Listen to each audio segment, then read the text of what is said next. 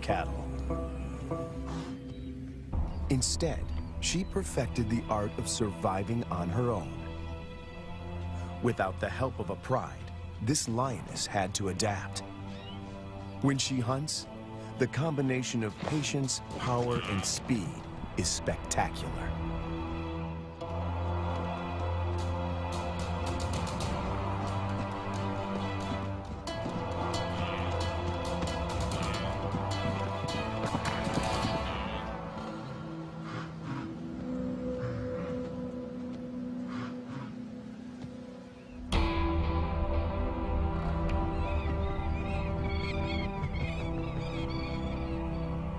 This female is about 6 years old when she steps into the viewfinder of Herbert Brouwer, a wildlife cameraman.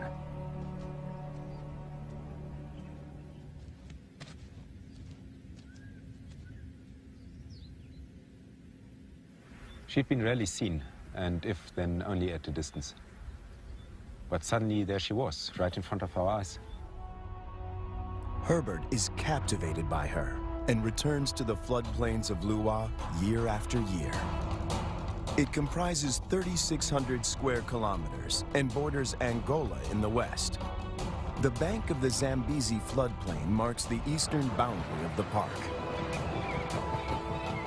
People living here tell Herbert that the lioness has been alone for many years. They call her Lady Luwa.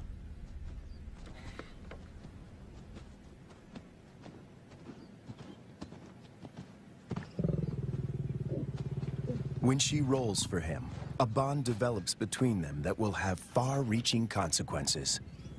There was one thing, though, that she could not overcome, and that was her isolation. It took me 3 years of filming here on the plains, though, to understand how lonely she really was. At night, she follows Herbert into his camp.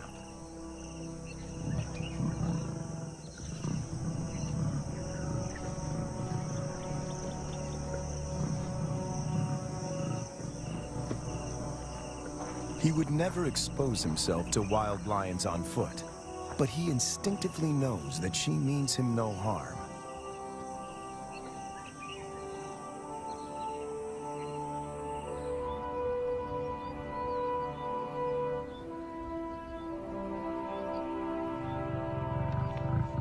It is true that female lions can survive on their own, but they only thrive as members in a pride.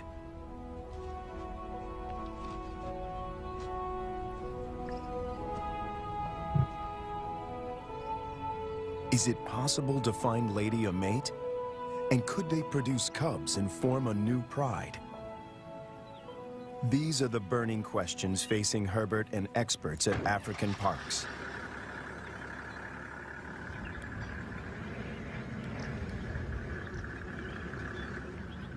Craig Reed, a manager at African Parks, and veterinarian Dr. Ian Parsons face a dilemma. Reintroducing a full pride of lions into Luwa could cause havoc. If one cow is killed or one person attacked, the local population would be up in arms. If they find her a mate, she will hopefully teach him and their cubs to stay away from cattle and people. The project is even more viable if she can transfer her impressive hunting skills. It takes 4 years of detailed planning to get the project off the ground. Lady is now collared to keep track of her movement.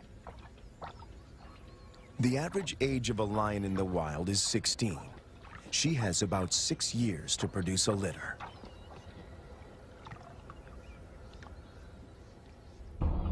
To find a mate for Lady, the team goes to neighboring Kafue National Park.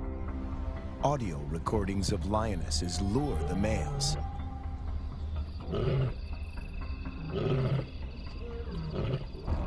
Wildlife vet Dr. Ian Parsons darts 2 males.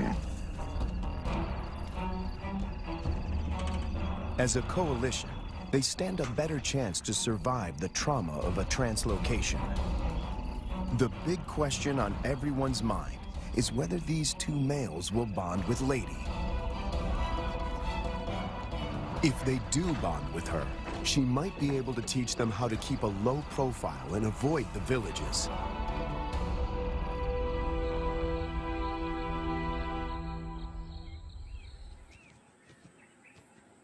The two lions wake up in an enclosure, or a boma, right in the middle of Lady's core territory.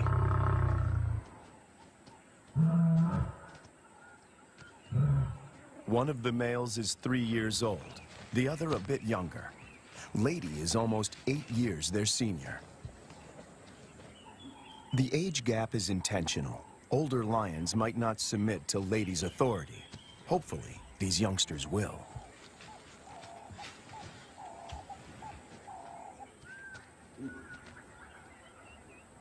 This is the first time in years that Lady has set eyes on her own kind. She keeps watch as the two males familiarize themselves with their new home. The first piece of the puzzle falls into place. But then, disaster strikes. On the 5th day in the boma, they escape. Finding themselves in a strange environment, they could take fright and bolt. To Herbert's relief, he finds them a few hundred meters from the enclosure. Lady's response is odd. She rolls to show them she is not a threat, but she doesn't approach them. The males are aware they are in her territory. Everything is new.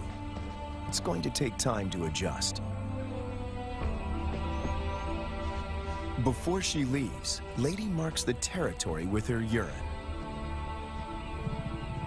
It's a strong message. She's the landowner. They are the squatters.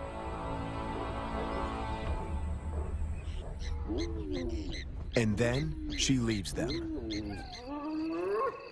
The presence of two new lions in Lua has a huge impact on the local residents.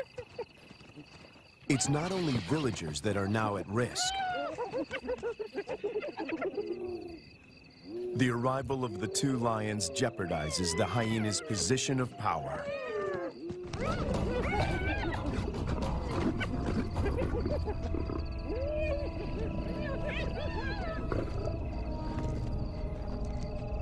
Together, they make a fearsome team. Only the younger of the two wears a collar, as they are almost never apart. The acid test is to see whether they will mate with Lady or leave her to seek other females. It's a precarious start, but the journey has begun.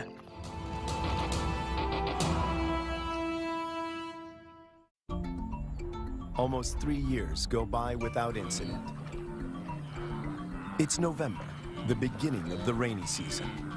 Thousands of wildebeest pour into Lady's territory. The males are hardly recognizable. They are now almost 6 years old, and their bodies are beefed up, their manes more pronounced. After all this time, they're still together and have bonded with Lady, who seems to be doing all the hunting.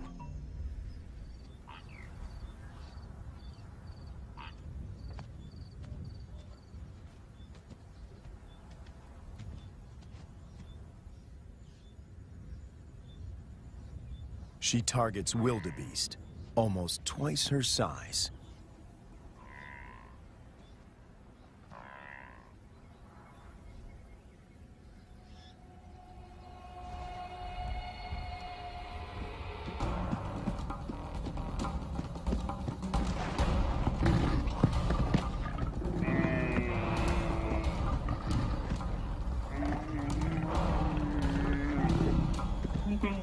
With a powerful bite to the neck, she suffocates her quarry.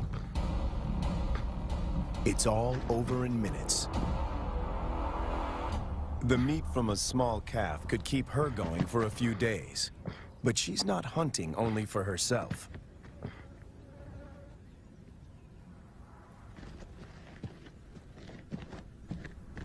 As the most experienced hunter in this trio, she is happy to share her kill.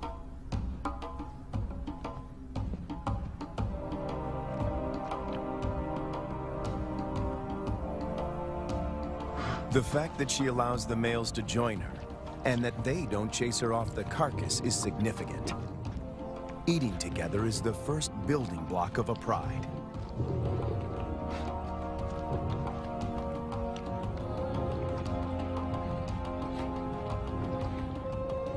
Her reward is companionship. The males get the lion's share of her kill. They gorge themselves and can eat up to a quarter of their own weight in one sitting.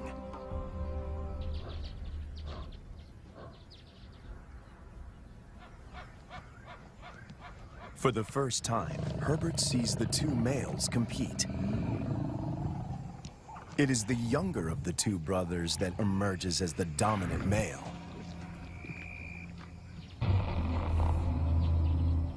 He's the one that follows her when she's in estrus.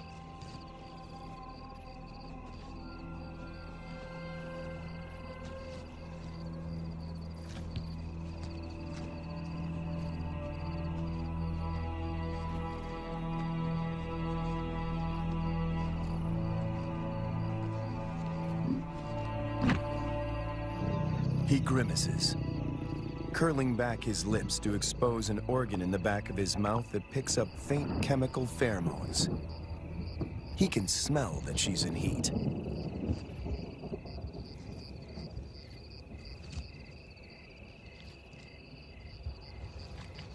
It's the dance Herbert has been waiting to film for years. The brother watches from the sidelines. Lady stays receptive for several days and copulates frequently.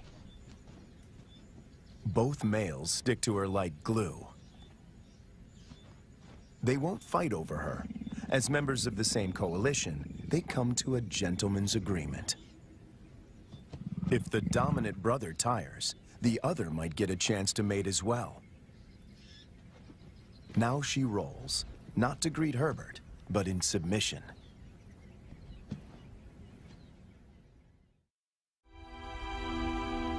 When Herbert returns a year later, there are still no cubs. It's a huge disappointment. Lady is now almost 13 years old, and Herbert and the team must consider the possibility that she is infertile.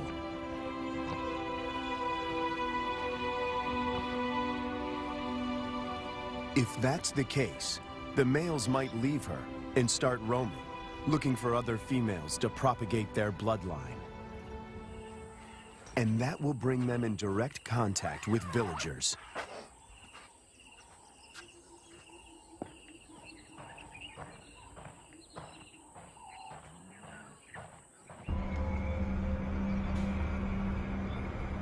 The team decides to import 2 young females. And that takes them back to Kafue.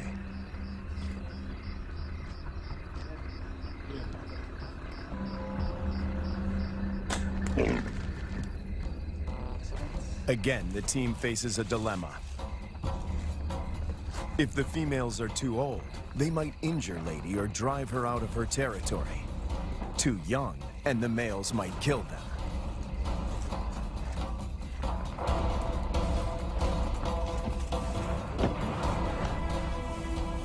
Dr. Ian Parsons oversees the translocation. We need some water just to keep them cool while we're traveling. All right, antidote. That's not very fast acting. It takes about 15 minutes to work.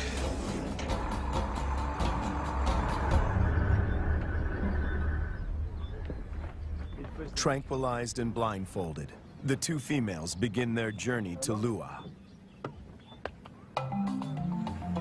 Their arrival is coated in irony. The tribe settled here more than 100 years ago on the orders of the first king to protect the wildlife.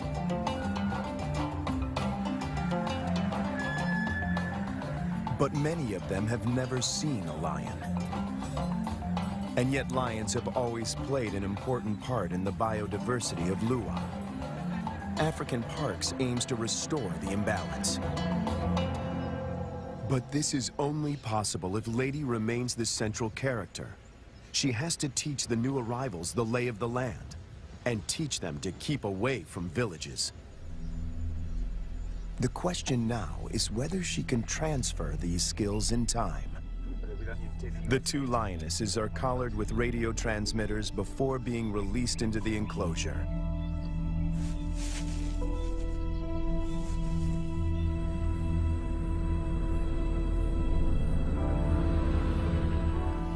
Lady's world is about to be turned upside down once again. To Herbert, she seems sad and confused. She turns her back on the boma and heads north.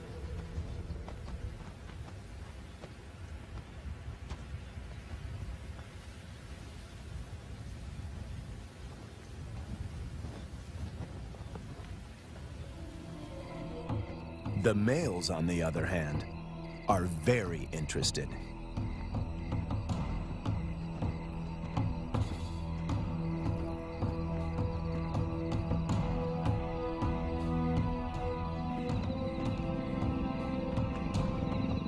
These two lionesses are barely 20 months old and still cub-like.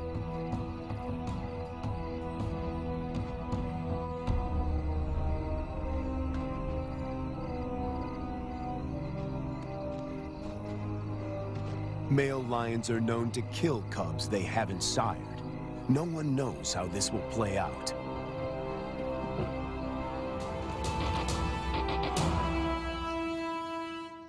After 3 days, Lady makes a U-turn and returns to the fenced-off boma.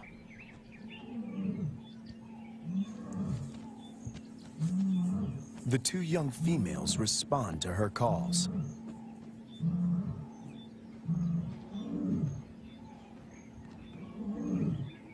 The connection between Lady and the cubs is immediate. She engages.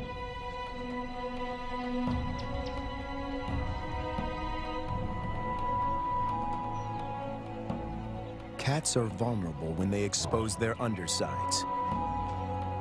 When they roll, they express submissiveness.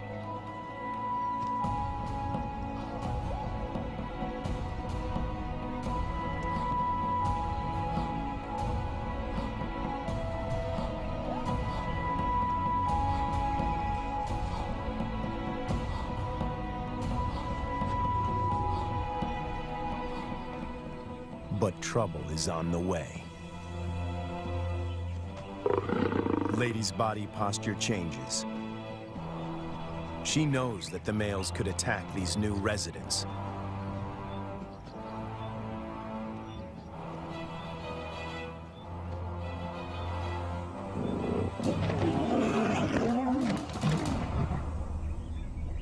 Ears back, every muscle contracted. She puts the males in their place.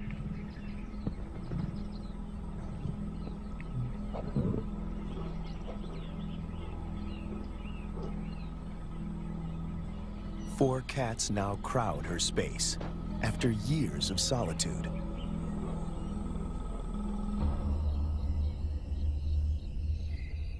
When the males were in the boma, Lady disappeared for days. But now she is intrigued by the cubs. She keeps constant vigil. The electrical current that runs through the fence is non-lethal, but does give a sharp jolt. Lady is clever. She discovers a broken wire and tries to gain access where the circuit is breached.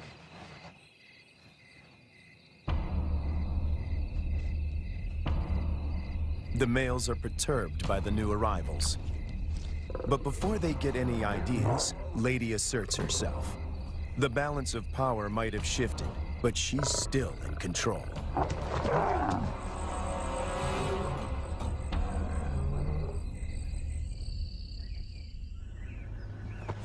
After 5 weeks in the boma, the team feels the young females are ready to be released. Not sure how the males will react, they lure them away with a fresh carcass.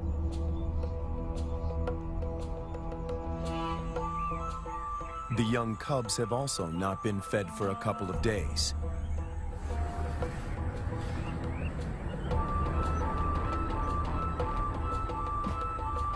When the gates open, a new chapter begins.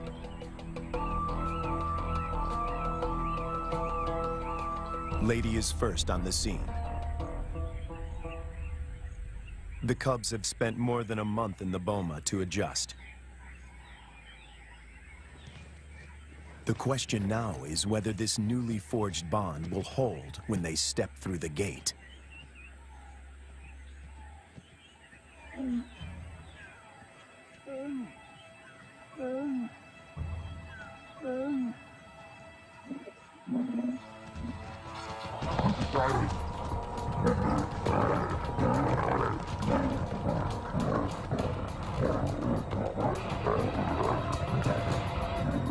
The first encounter turns into a catfight.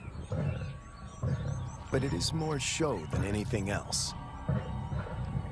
If Lady wants to kill these cubs, she can do so in the blink of an eye.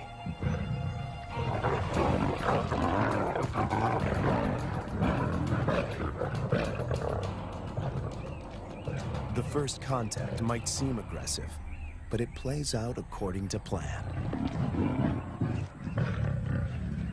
Lady is doing exactly what the team hoped for.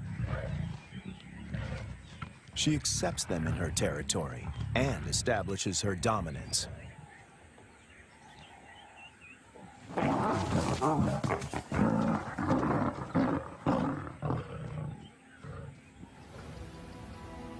The landscape of Lua now looks very different from the days when Lady followed Herbert to his camp. Now 2 young and subdued females follow her. But Lady is not used to having an entourage.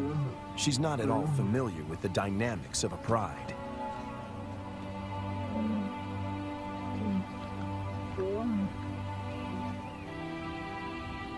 Now that she has her freedom back, she does the unexpected.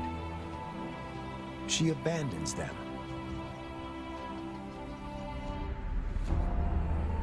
The 2 young females now find themselves in a new and unfamiliar environment swarming with hyenas.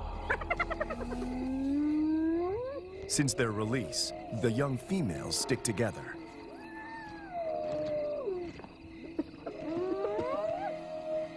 But their lives are in real jeopardy.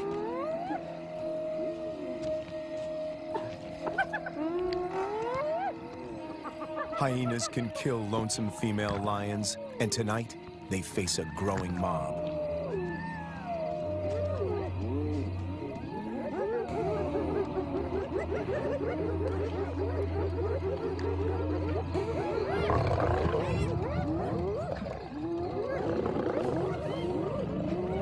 In no time, the newcomers are surrounded by a hungry and ferocious clan.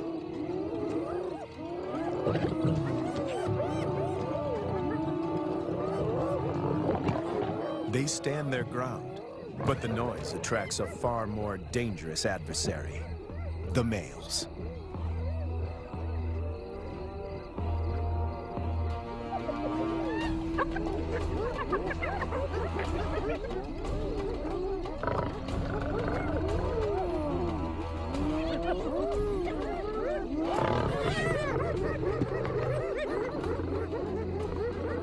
The 2 brothers have finally tracked down the youngsters in the wild, and Lady is nowhere in sight to protect them.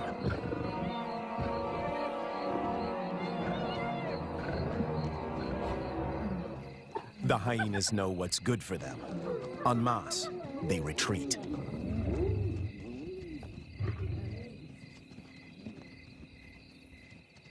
This is their first encounter with the males outside the boma. Anything can happen. The brown-collared female is first to bolt. The white collar is cornered before she can escape.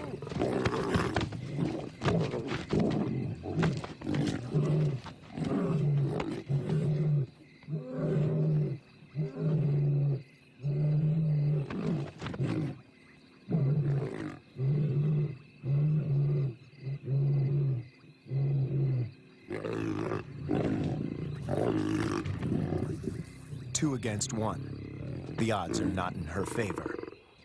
But her assertiveness could be her saving grace.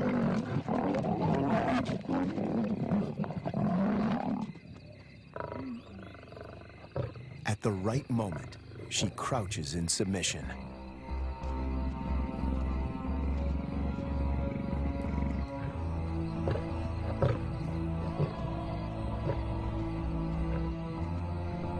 The encounter with the males is a frightening experience for both young females. They split up. Separated, they are now more vulnerable. Danger looms for both of them.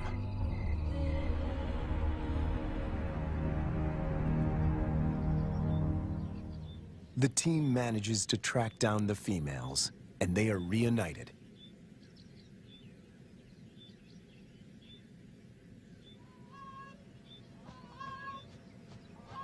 It takes months before they settle down. But little does Herbert know that he is filming them for the last time.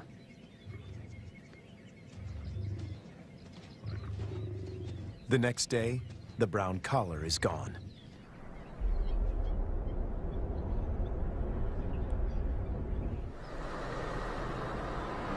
Craig Hay heads up one of the search parties. All eyes are now on finding the brown-collared female. Some of the farmers have seen her in the vicinity. Her life is in real danger. Poaching is rife here. And then, their worst fears are confirmed. It's in there. A faint radio signal comes from a pond.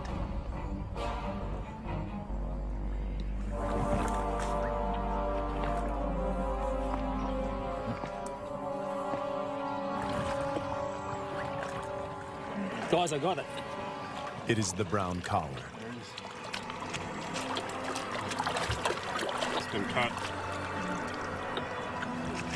Yes, been cut with a sharp knife. It's a definite cut. You see, so someone found the lion and threw this in. Or killed the lion. Killed the lion and threw this in. The mood is one of despair.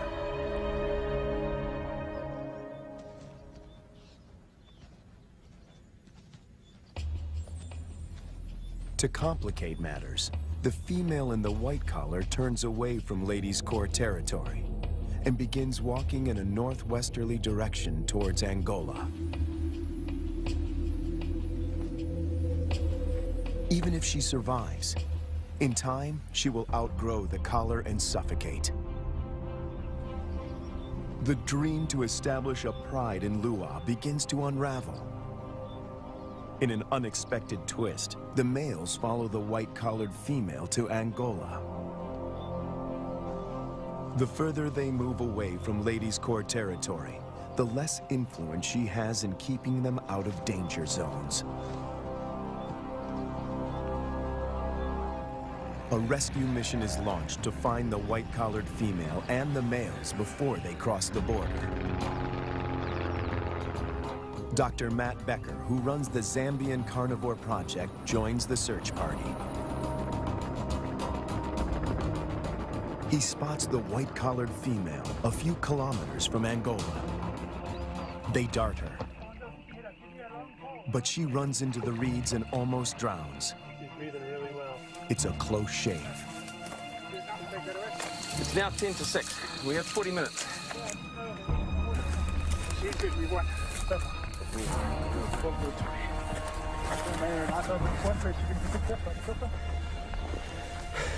Let's make sure it doesn't get her nose. It's going to be windy. The rescue mission is tricky. The small helicopter can barely lift her, and the ground team must help before the pilot manages to get his precious cargo airborne.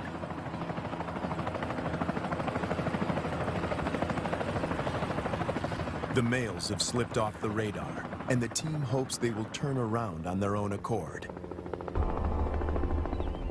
Meanwhile, more drama unfolds close to the boma. Lady is darted. The plan is to put her in the boma with the surviving female to try and forge a stronger bond between them.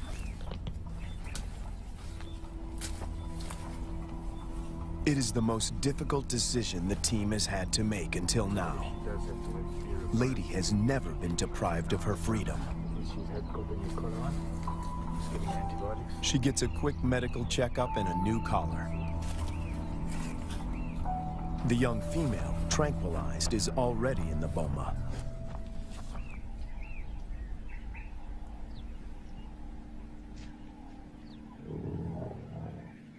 No one knows how Lady will behave in captivity.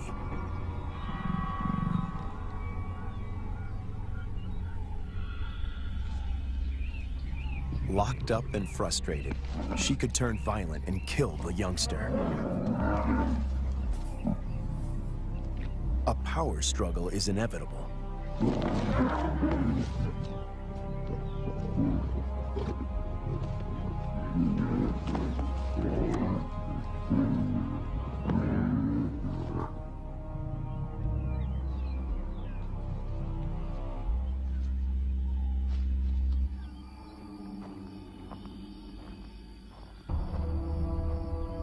More bad news. One of the males crosses the border and is killed by cattle farmers in Angola. Of the 5 lions, now only 3 remain. Would this be enough to start a pride? No one knows for sure. Lady, when she recovers from the anesthetic, is extremely agitated. She is on the wrong side of the fence and she can't dig her way out.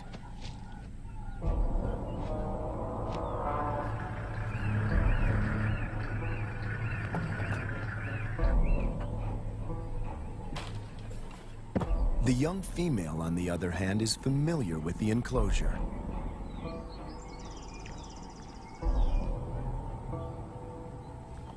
This puts her in a strong position to assert power and seize authority.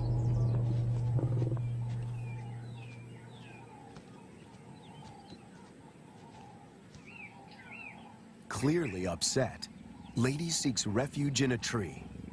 Herbert thinks this elevated position is her attempt to retain control.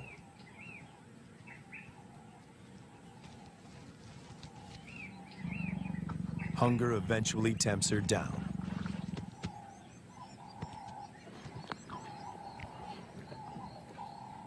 For Herbert, it's difficult to watch. This is a situation which I never thought would happen, is that Lady would need to be put into the boma. Now, she's been roaming free for all her life, which is probably about 13 years, 14 years, and now she needs to be locked away. It's good, Lady. The tree becomes a central prop in this battle of wits between these 2 cats.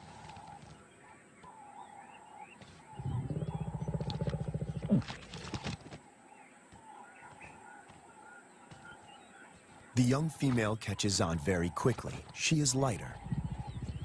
If height is of any consequence, she can go higher.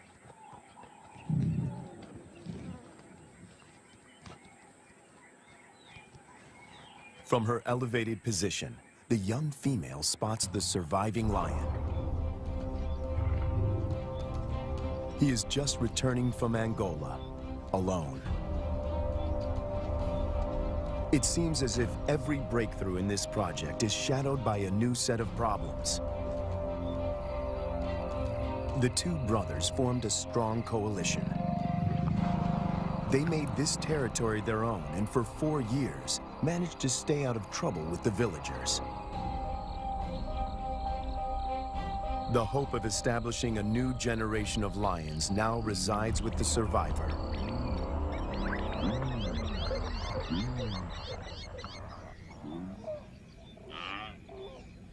Lady and the young female emerge from the boma after 7 weeks. The outcome of the bonding exercise is disappointing. They split up. Lady doesn't want another cat on her tail.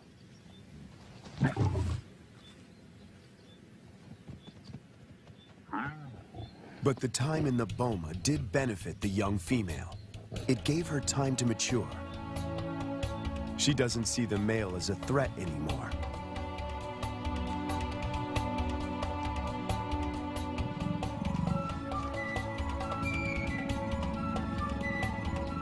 There is an explanation for her playful behavior.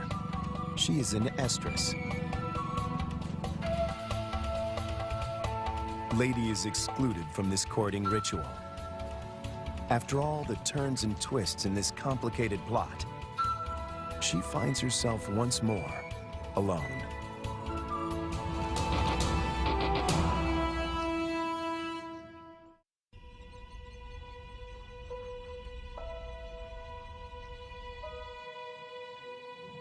After hunting alone, the young lioness returns to the male. She is ready to mate. The project is one step closer to reaching its goal. The male will sire the next generation. But what about Lady? Will she be part of this new pride? It somehow seems sad and tragic if she is now excluded. And on cue, she disappears.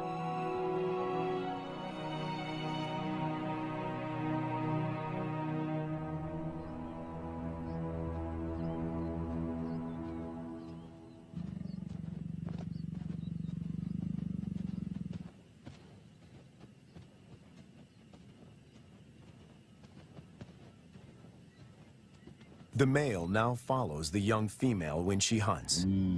To feed both of them, she must target bigger prey.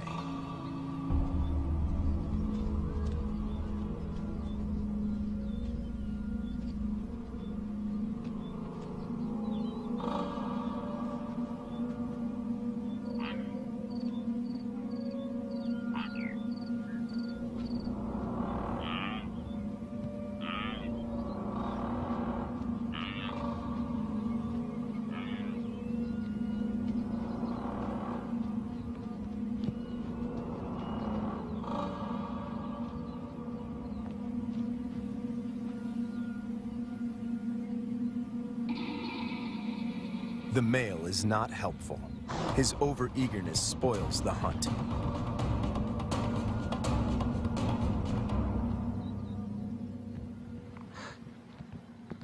Herbert is about to accept that this Regent King and the young female are now the major players in this drama, when Lady suddenly reappears.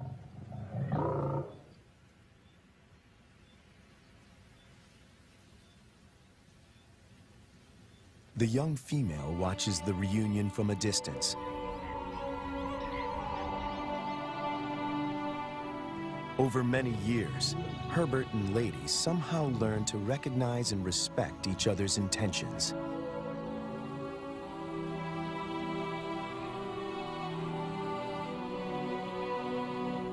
When she looks at him now, he feels he can almost hear her asking, "Is this what you wanted?" In the presence of the male, Lady lies down with the young female. This is what a pride looks like.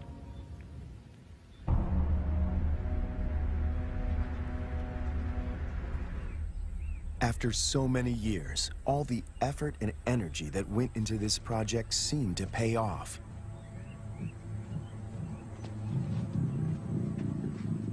The young female frequently mates with the lion in Lady's presence.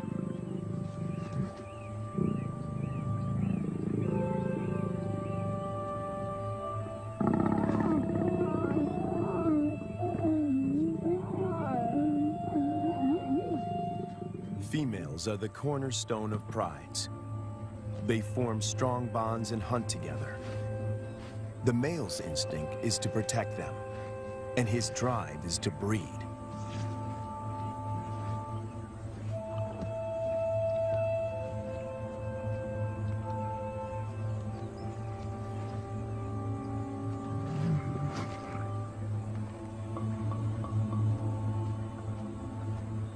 But a female in estrus that leads to mating is not a guarantee that this new pride is stable and secure.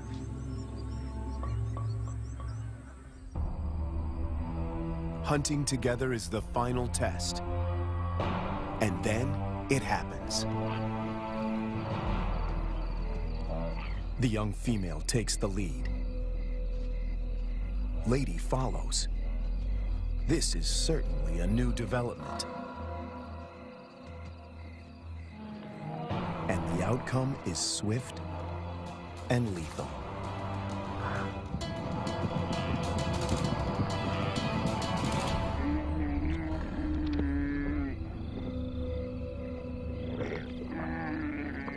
In all his years at Lua, this is the first time that Herbert films Lady not hunting on her own.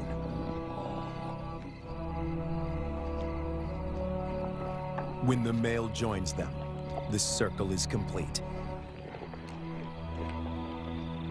The air is full of promise.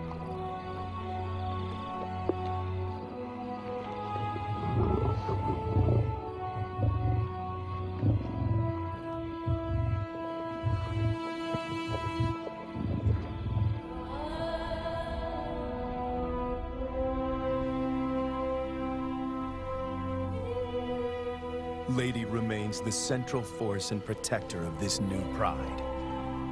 She may not give birth to the next Lion King, but she will make sure that he has a kingdom.